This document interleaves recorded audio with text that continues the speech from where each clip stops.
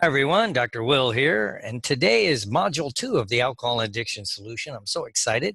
I hope you've listened to the want to quit and you're really ready to make this change now, because as you look to the future, you realize to leave addiction in the rearview mirror, you just have to be looking forward, not behind you.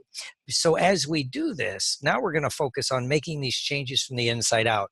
So it's easy for you to take control over this one area that maybe it's always eluded you.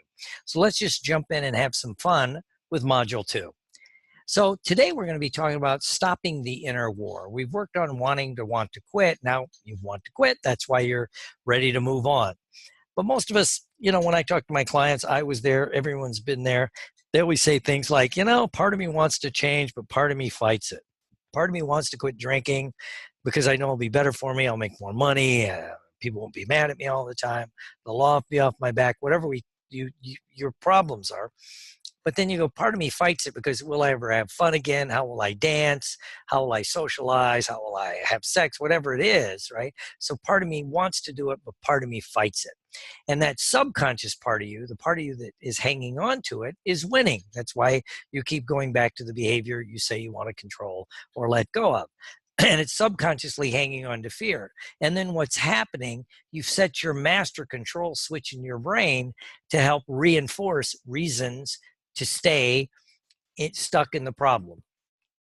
You have this thing in your brain called your RAS, your reticular activating system. It's the ganglia of nerves that basically guide your life.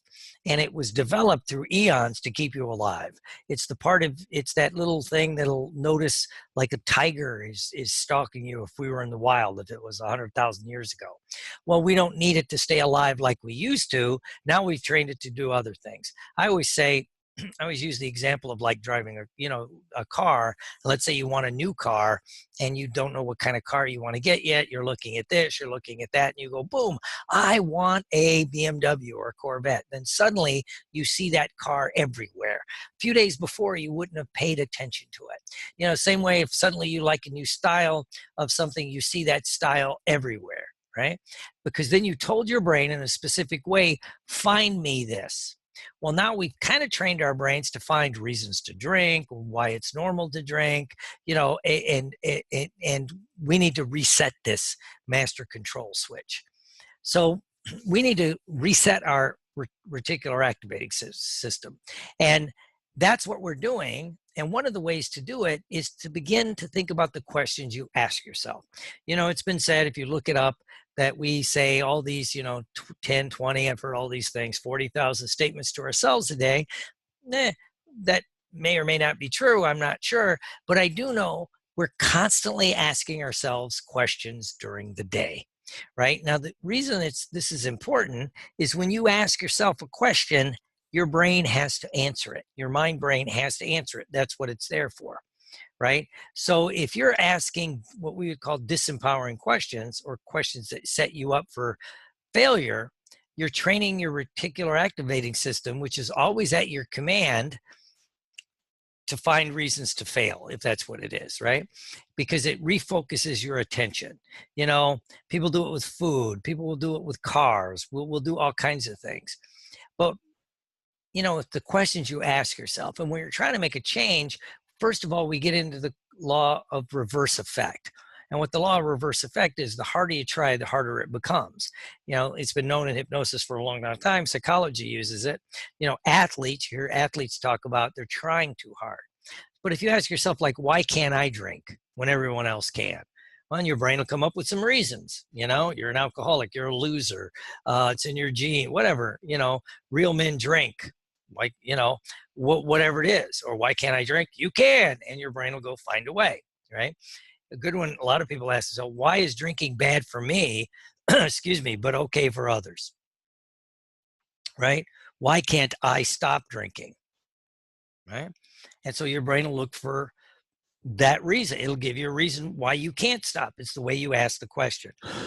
Or you ask, why does this, maybe you've tried AA or therapy or treatment, willpower, why does it not work for me when I've seen it work for other people? And your brain will come up with all these reasons. The biggest one a lot of people come up with at the subconscious level is, I'm special. So what we want to do is change from the inside out. And the first thing we have to do is begin to avoid these kind of questions. And again, we've probably asked ourselves questions like, can I ever have any fun without alcohol? Or why can't I have fun without alcohol? But then we kind of generalize this out overall. Why am I not good enough? Right? If that's the first question, then your brain may say, because you drink too much. Why do I drink too much? Because I'm not good enough. Now you're stuck in a loop you'll never get out of. Right? How can I make everyone happy? You might come from a family, you're the peacemaker, and if anyone's upset, it makes you upset. So how can I make everyone happy? So you be in a family and there's 8 people and 7 of them are happy, 1 of them's not. You can only focus on that. Right? Another question you hear people say, why does this always happen to me? If anything could go wrong, it'll go wrong in my life. Why is that? Well, your brain will come up with reasons. It doesn't matter if it's true or not, right? Another one is, why am I not happy? First of all, you haven't figured out what happiness is. We're going to do a lot on that over the next few modules, right?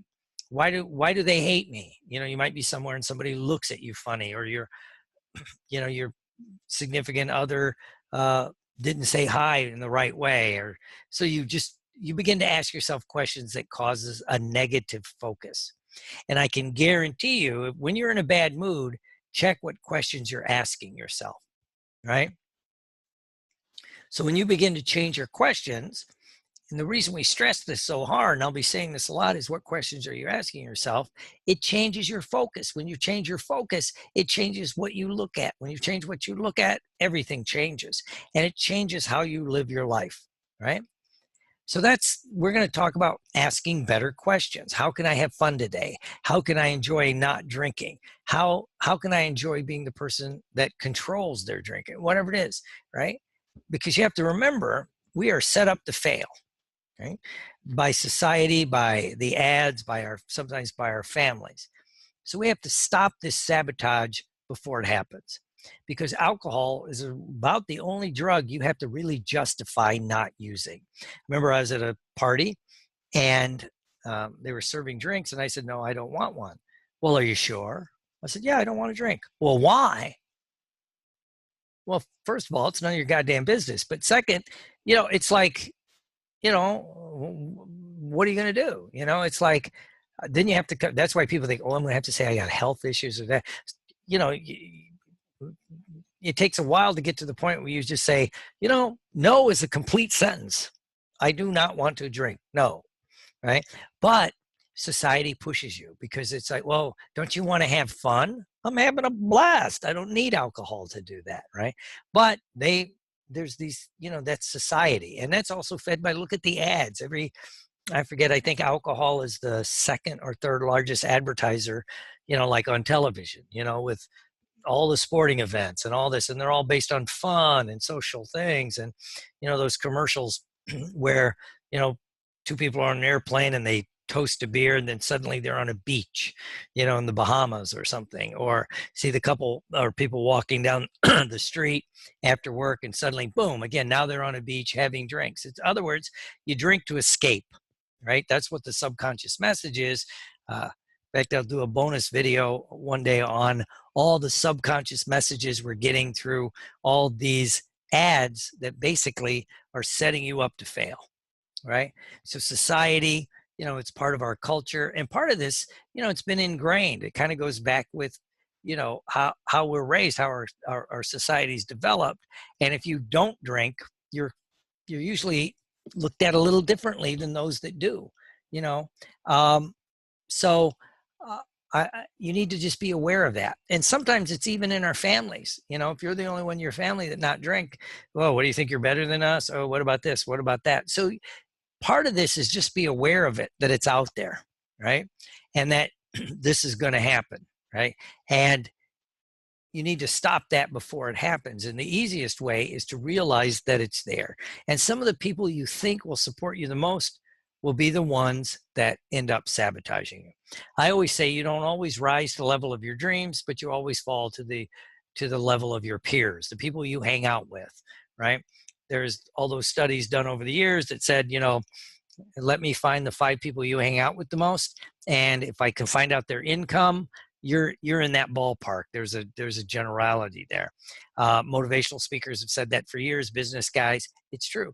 But I would take that a step further. If the 5 people you hang out with are physically fit, chances are you're physically fit. If they're not, if they're couch potatoes who, stop at the bar and they live on, uh, you know, peanuts, beer, and fattening food, chances are, that becomes your peer set, right?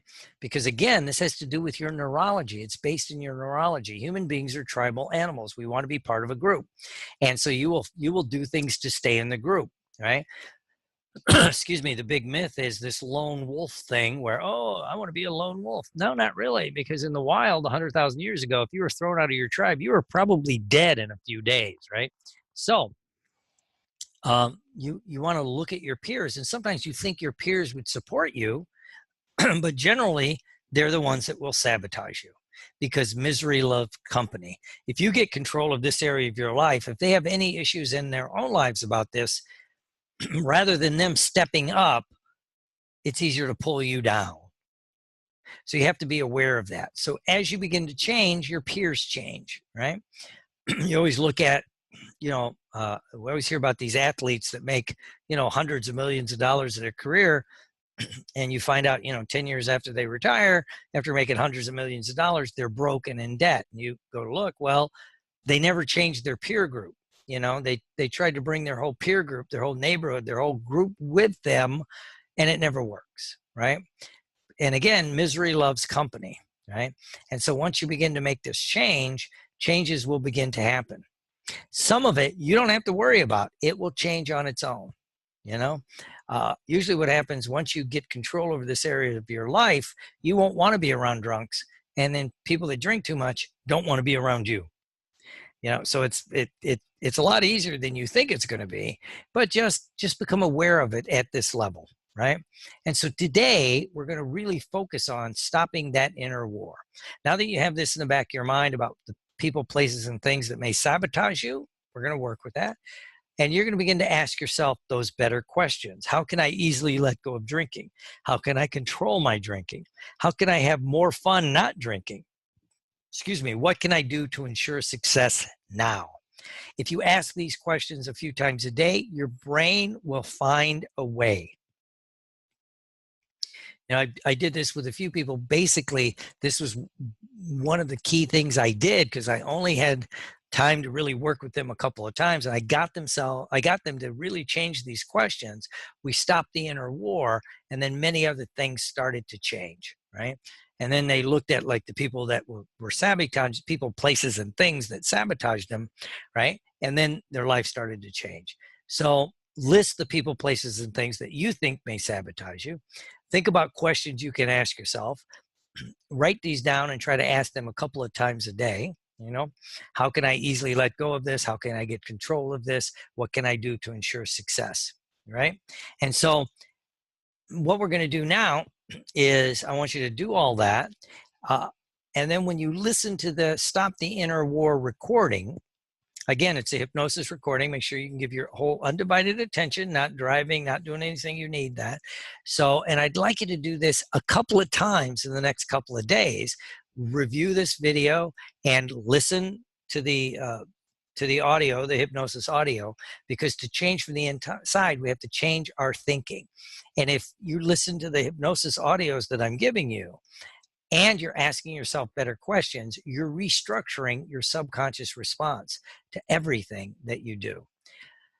So that's it for today. And I'd like to thank you for joining me. It's going to be a lot of fun. I'm keeping these short, trying to make them fun, trying to make them the type of information that you can use, not just to get control over your drinking, maybe stop drinking and all that, but to really take control of your life, to live the life that you deserve.